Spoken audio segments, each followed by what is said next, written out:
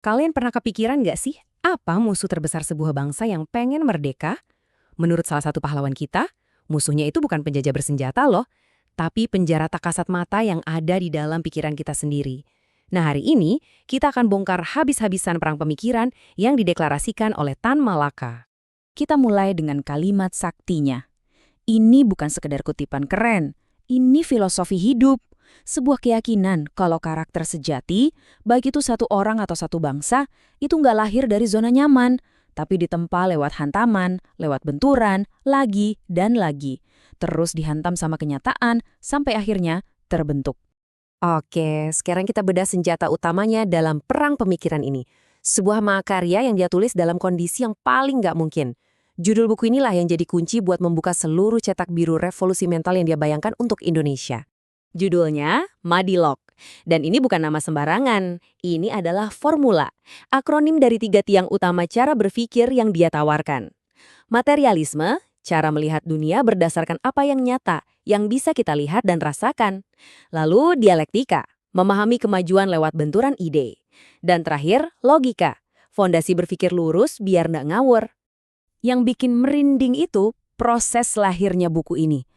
Coba deh bayangin, di tengah pelarian, dikejar-kejar tentara Jepang, tanpa satu pun buku referensi, Tan Malaka nulis 560 halaman ini murni dari ingatannya. Gila kan? Ini jadi bukti betapa luar biasanya intelektualitas dan semangat beliau yang gak bisa dipadamin. Jadi, apa sih misi besar di balik Madilog? Tan Malaka percaya percuma kita angkat senjata kalau pikiran kita masih terjajah. Misinya adalah memutus apa yang dia sebut sebagai rantai mental, belenggu pikiran yang bikin bangsa ini susah maju. Nah, ini dia musuh utamanya, logika mistika. Semacam cara berpikir jalan pintas yang ngejelasin semuanya, mulai dari gerhana sampai bencana alam, pakai jawaban gaib dan tahayul. Sebuah logika yang nggak perlu bukti, cuma perlu keyakinan buta. Contohnya, wah, ini sih kita semua pasti pernah dengar. Kayak kepercayaan kalau gerhana itu pertanda ada orang besar yang wafat. Atau nasib kita udah ditulis di bintang-bintang zodiak. Belum lagi mitos lokal kayak larangan pakai baju hijau di pantai selatan. Inilah, kata Tan Malaka, penyakit-penyakit berpikir yang harus dibongkar. Di slide ini kelihatan jelas banget bedanya, kayak langit dan bumi. Logika mistika itu ngasih jawaban instan yang enak didengar tapi buntu nggak kemana-mana. Sementara logika ilmiah, dia menuntut proses, pengamatan, dan bukti. Tujuannya buat nyari kebenaran yang bisa diuji.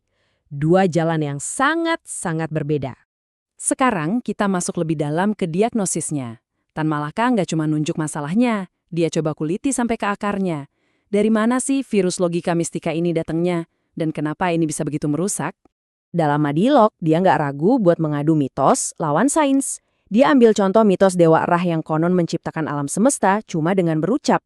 Terus, dia bandingin langsung dengan penjelasan ilmiah dari Darwin, Newton, dan Einstein yang nunjukin kalau alam semesta itu terbentuk lewat proses panjang yang bisa kita pelajari, bukan sulap. Analisisnya itu tajam banget dan luas. Dia kritik filsafat Hindustan dengan sistem kastanya yang dia anggap sebagai alat penindasan yang nggak masuk akal. Buddhisme, walau lahir sebagai kritik, menurutnya belum mampu menciptakan keadilan sosial di dunia nyata.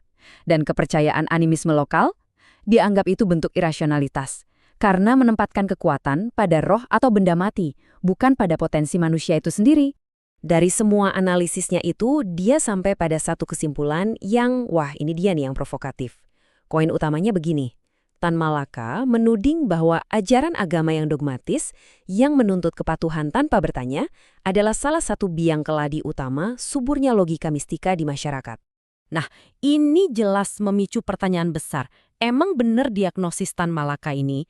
Khususnya kalau kita bicara soal Islam, agama mayoritas di Indonesia. Apa betul Islam itu sumber dari logika mistika? Pertanyaan inilah yang membuka babak baru dari perdebatan ini. Oke, sekarang kita pindah ke sisi seberang. Sebuah studi modern mencoba menjawab tudingan Tan Malaka, bukan pakai filsafat barat, tapi dengan menggali langsung dari sumber otentik ajaran Islam itu sendiri, yaitu hadis-hadis Nabi. Argumen utama dari studi ini tegas banget. Tan Malaka salah alamat. Menurut mereka, ajaran Islam yang asli justru sangat rasional dan secara fundamental menolak semua bentuk tahayul dan logika mistika. Intinya, Islam itu adalah agama yang mendorong kita pakai akal. Dan mereka nggak cuma ngomong doang loh, mereka bawa bukti. Mari kita lihat 3 contoh paling telak yang mereka pakai untuk mematahkan argumen Tan Malaka satu persatu. Bukti pertama ini dramatis banget. Pas hari putranya wafat, terjadi gerhana. Orang-orang langsung menyambungkannya, contoh sempurna logika mistika. Tapi apa reaksi Nabi Muhammad? Beliau justru naik mimbar dan meluruskannya di depan umum. Gerhana itu fenomena alam, bukan pertanda kematian. Ini bantahan langsung dari sumber utamanya. Bukti kedua, soal zodiak dan ramalan bintang. Hadis dengan jelas bilang kalau meramal nasib lewat bintang itu cabang dari ilmu sihir dan perbuatan syirik. Ini adalah penolakan total terhadap salah satu praktik logika mistika yang paling populer di dunia. Terus gimana soal mitos Nyi Roro Kidul? Nah, kalau dilihat dari kacamata studi hadis, kepercayaan kayak gini sama sekali nggak punya dasar dalam ajaran Islam. Itu murni dianggap tahayul, keyakinan irasional yang justru harus ditinggalkan oleh seorang muslim. Oke, setelah kita lihat argumen dari kedua belah pihak, kita jadi sadar kalau ini bukan perdebatan biasa. Ini adalah cerminan dari pergulatan pemikiran yang jauh lebih besar. Sebuah dialog yang sebenarnya nggak akan pernah benar-benar selesai.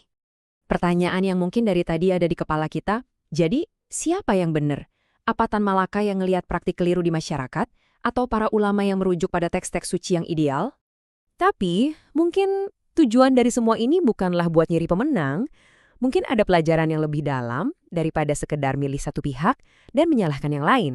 Karena pada dasarnya ini adalah kisah tentang perjuangan universal yang terjadi di setiap peradaban. Pertarungan antara akal sehat yang menuntut bukti melawan keyakinan buta yang menuntut kepatuhan. Pertarungan yang sama relevannya di zaman Tan Malaka maupun di zaman kita sekarang. Dan inilah pertanyaan puncaknya. Buat kita semua. Di era digital yang banjir hoaks, teori konspirasi, dan cocok logi, gimana cara kita melawan logika mistika versi abad ke-21? Ternyata, 8 dekade setelah Madilog ditulis, pertanyaan Tan Malaka justru terasa jauh lebih mendesak dari sebelumnya.